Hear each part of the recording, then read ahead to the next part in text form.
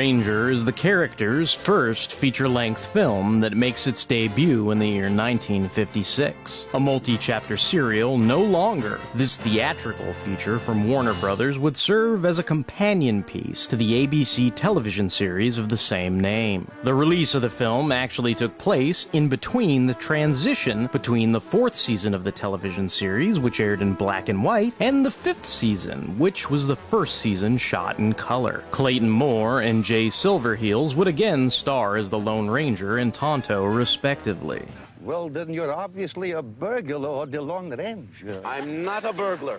Well, then give my regards to Tonto. An undisclosed U.S. territory is on the verge of statehood, but there are concerns about the tensions between the local settlers and the nearby Indian reservation. Even as the governor is escorted into town to meet Reese Kilgore by the U.S. Army, Pete Ramirez is getting saved by the Lone Ranger and Tonto from what appears to be an attack from Chief Red Hawk's tribe. Kilgore, with his luxury dining and fancy pretenses, tells the governor that Red Hawk's people need to be moved from Spirit Mountain to another reservation. To assuage his fears, the governor seeks out assistance and an impartial opinion on the situation from the Lone Ranger. But first, he's got to get past the screening of the Ranger's awesome old-timer alias. Why isn't he here?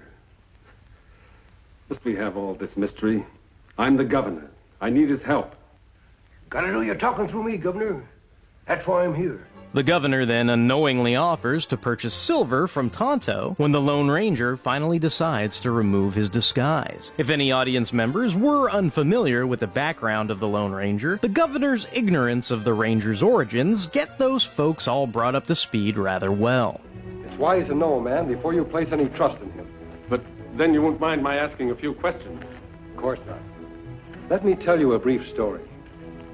It's about my brother. He was one of the finest men that ever lived. We were rangers in the same company. He was a captain. Then one day we were ambushed by outlaws, shot down like cattle in a pen. Tonto happened along, found me with still a spark of life. We've been riding together ever since. But why the mask? Governor, outlaws live in a lonesome world. A world of fear.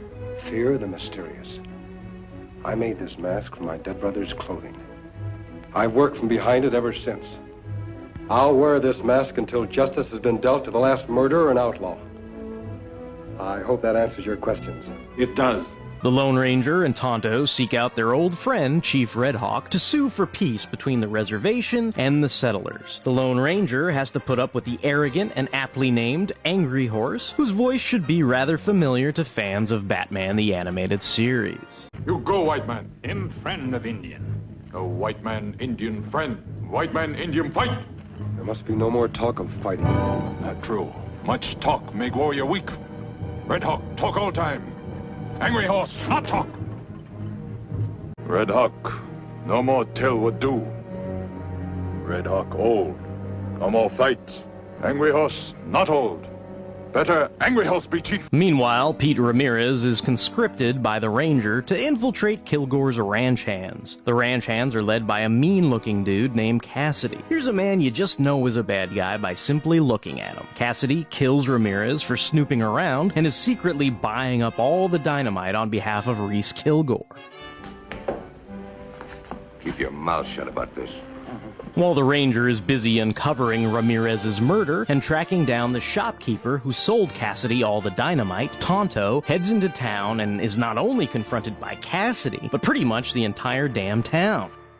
There was one guy that I always worried about, and this is a Lone Ranger buddy, Tonto.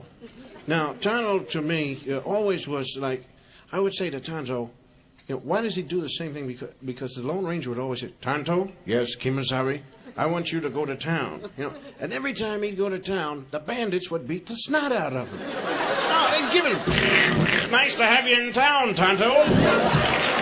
You know, and he'd go back and the Lone Ranger'd look at him, oh my goodness, Tonto, you know. Did you get the information? Yes, me have information.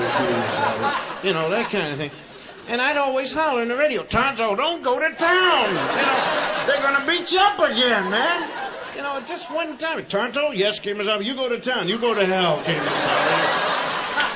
There are a few folks who try to stop Tonto from getting strung up, but if it wasn't for the Lone Ranger's last-minute rescue, Tonto would have been hung for sure. Tonto, keep out of trouble. Trouble find Tonto even when him not look for it. Thanks to the Rangers' investigation, Kilgore's men are exposed for attempting to frame the Indians on the reservation for all the recent attacks. Kilgore wants the tribe off the lands because they are made up of massive silver deposits. However, at this point, Angry Horse has kidnapped Kilgore's daughter, Lila, as retribution. The Ranger then challenges Angry Horse to a one-on-one battle to save the girl and keep Angry Horse from usurping Red Hawk's position as chief. Always the young buffalo wishes to kill the old buffalo and take his place.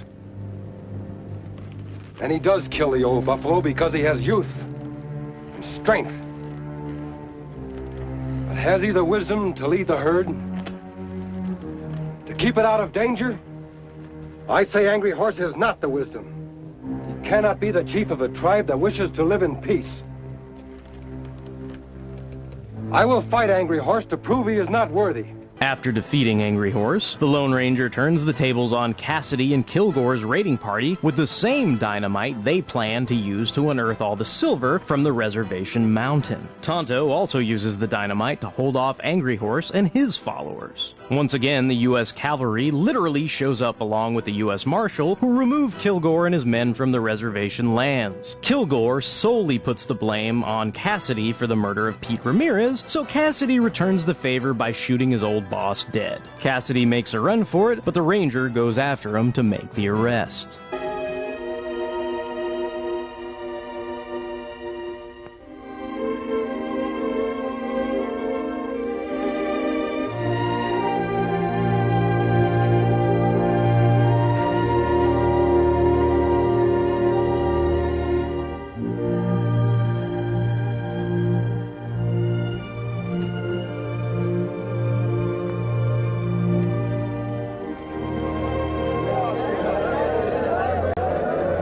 A month after the film's debut, the comic book Dell's Giant Lone Ranger movie story adapts the film story into a comic book format and features some behind-the-scenes information on the filming of the movie in Utah. In addition, Dell's adaptation from Paul S. Newman and Tom Gill features many exemplary Who's Who style write-ups on the background and history of the Lone Ranger, Tonto, Silver, and even Dan Reed, who isn't even in the film. Jiminy Cricket. However, there is one little thing that bugs me about the film. We know, even though the on-location shooting was done in Utah, at some points the film's setting is intended to be in Texas. The Lone Ranger is, after all, a lone Texas Ranger. The town of the Quarter Horse originated in Texas, my home state. In addition to that small fact, the church where the Lone Ranger meets up with the governor, or where Kilgore's wife and daughter hide out in, is located in the city of Abilene. But the entire plot hinges on some undisclosed territory on the verge of statehood. We got a sheriff in Brasada who means it. Governor, may I present Mr. Abernathy, president of the Bank of Brasada? Why should he buy it in Abilene? Why take the risk of transporting it all the way back? Kilgore could have bought it in Brasada. Brasada who? Brasada. Brasada. Brasada who? Brasada. Brasada. Brasada who? Brasada. Brasada. But it can't be Texas, because Texas was made a state on December 29th in the year 1845. And all I can think of is the season 4 television series episode titled One Nation Indivisible. The episode details the trials and tribulations of two boys from the South who lose their parents and family farm as a result of the American Civil War. There are many more timestamps that place the Lone Ranger's adventures post the American Civil War, so it can't be Texas. Utah, on the other hand, wasn't made a state until 1896. Mark Ellis, who wrote the chronology of the Lone Ranger, places this film in the year 1883, but there were no states added to the Union in 1883. So thinking about all this kind of makes my head hurt. You are driving me insane! Despite all that, what a terrific bit of filmmaking. There are tons of wonderful landscapes instead of backlot sets, and a great use of rear screen projection. Beyond the whole new world that color opens up, the excellent production values simply make this movie a pleasure to behold. But I wanted to see his face, to ask his name. You cannot see his face. He will wear the mask until there is no longer any need for it. And his name is the Lone Ranger.